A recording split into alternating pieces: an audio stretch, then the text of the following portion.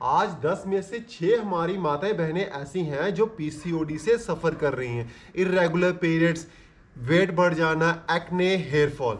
पर प्रॉब्लम तब हो जाती है जब आप इसको as a normal hormone imbalance बोलकर इसको नॉर्मली लेते हैं। पर मैं आपको बता दूं कि पीसीओडी सिर्फ ओवरी से रिलेटेड इशू नहीं है, ये आपके माइंडसेट और लाइफस्टाइल और नर्वस सिस्टम से ही रिलेट करता है। तो आज मैं आपको कुछ ऐसी बातें बताऊंगा जो आपको आज से पहले किसी ने नहीं बताई होगी।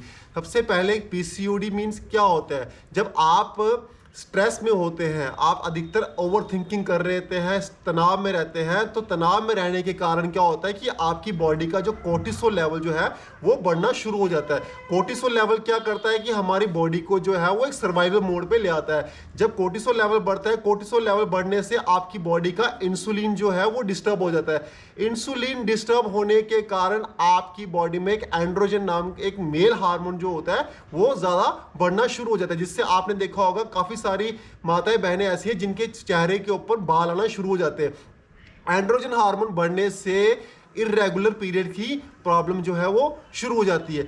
इसके बाद क्या होता है कि आप एज ए इसको मेडिकली ट्रीटमेंट इसका लेना शुरू कर देते हो। पर मैं आपको बता दूं कि मेडिकल इसको इसके सिम्टम्स को तो रोकता है बट इसको प्रॉपरली क्योर नहीं करता है। अब आपको मैं आज ऐसे 5 योग अभ्यास बताऊंगा जो अगर आप निरंतर करेंगे, लगातार करेंगे, ये आपके हार्मोन्स, आपके माइंड, आपके स्ट्रेस, आपको हर तरीके से आपको प्रॉपर हील अप करेगा और आपकी बॉडी एक रिलैक्स मोड पे आ जाएगी, जिससे ये समस्या जो है आपकी ये भी ठीक हो जाएगी। सबसे पहला अभ्यास जो हमारा जो है वो है बद्धकोणासन का अभ्यास।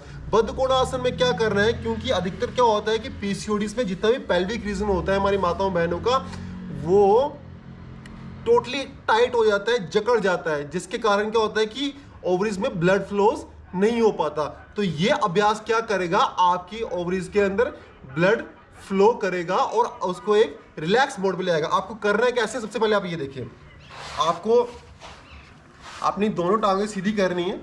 टांगें सीधी करने के बाद आपको लेफ्ट लेग को पीछे लाना है और साथ में इधर अपने पेल्विक रीजन के साथ में टच करना है और ऐसे फिर राइट को भी साथ में लाना है। अब हाथ को मिला के कई हमारी माताएं बहनें आज तितली आसन करती हैं, ये वाला। आपको ये आसन नहीं करना है, बिल्कुल भी ये आसन नहीं करना है। इससे क्या होता है कि स्टिफनेस कम होने की बजाय और भी थोड़ी सी प्रॉब्लम हो जाती है। आपको क्या करना है, अपने हाथों को यहाँ पे इसको पकड़ के, अगर आप पहले थोड़ा सा अगर पूरा पीछे नहीं ला पा रहे तो थोड़ा सा आगे रुकिए। आगे रुकने के बाद आपको यहाँ से पकड़ना है, थोड़ा सा बैंड होने की कोशिश करनी है, ऐसे 1 2 3 4, थोड़ा सा बैंड होने की कोशिश करें इतना। फिर जब आपका थोड़ा सा आपको लगता है कि अब स्टिफनेस खुल रही है, फिर आपने इसको थोड़ा सा पीछे लाना है। पीछे लाने के बाद पहले पूरा, अगर आप इस तरीके से हैं, आप पूरा कोशिश करें इतना, फिर ऐसे आराम आराम से, बिल्कुल आराम आराम से। उसके बाद आपने इसको और थोड़ा टाइट करके और अपनी कमर को सीधा करना है और कंधों को पीछे। जब आप कंधे के पीछे लेके जाओगे, कमर बिल्कुल सीधी होगी, आप देखोगे कि आपके जो नीज जो है वो ऑटोमेटिकली नीचे प्रेस होना शुरू हो जाएंगे, जिससे आपके यहाँ इस एरिया में ब्लड सर्कुलेशन बढ़ेगा और आप एक रिलैक्स फील करेंगे। आपके नर्वस सिस्टम जितना भी शांत हो जाएगा।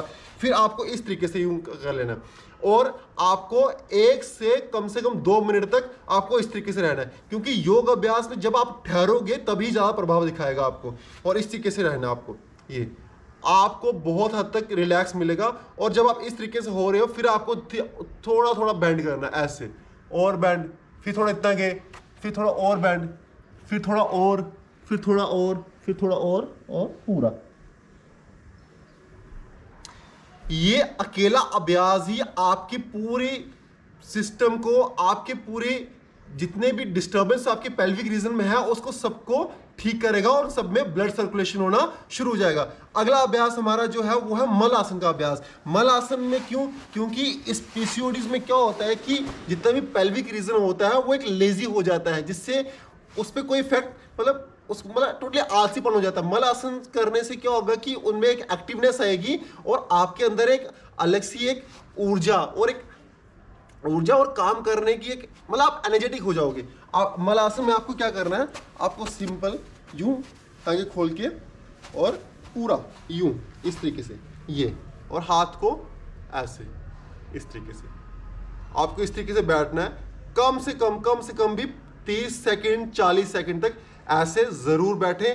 आपका जितना भी पेल्विक एरिया है वो पूरा एक रिलैक्स हो जाएगा और एक्टिव हो जाएगा। इसके बाद आपने करना है भुजंगासन का अभ्यास। भुजंगासन क्योंकि हमारा डाइजेशन और हमारा माइंड पेट इंटरकनेक्टेड होते हैं। डाइजेशन का माइंड के साथ बहुत ज्यादा इंपैक्ट पड़ता है। आपको भुजंगासन में क्या करना है, यूं लेटना है, सिंपल लेट के और पूरा थोड़ा ऊपर जितना आप जा सकते हैं इतना जाए और इस तरीके से रुकना है। फिर वापस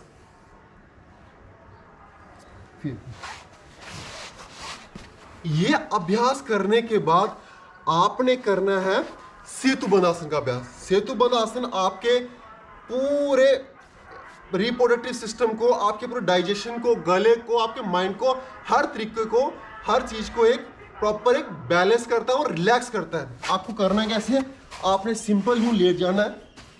लेटने के बाद आपने अपने पैरों को यूं पकड़ना है। पकड़ने के बाद और कमर को धीरे धीरे उठाना शुरू करना है। ऐसे देखिए, एक पूरा और इस तरीके से।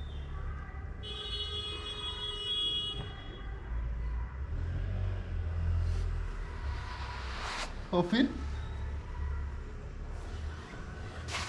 ये आपके पूरे डाइजेशन को, पूरे रिप्रोडक्टिव सिस्टम को पूरा एक काम करेगा, एक रिलैक्स मोड लेगा। जितने भी डाइजेशन आपका इससे बेटर होगा। इवन गले और थायराइड के लिए, ओवरऑल मेंटल हेल्थ के लिए भी बहुत ही बेटर है।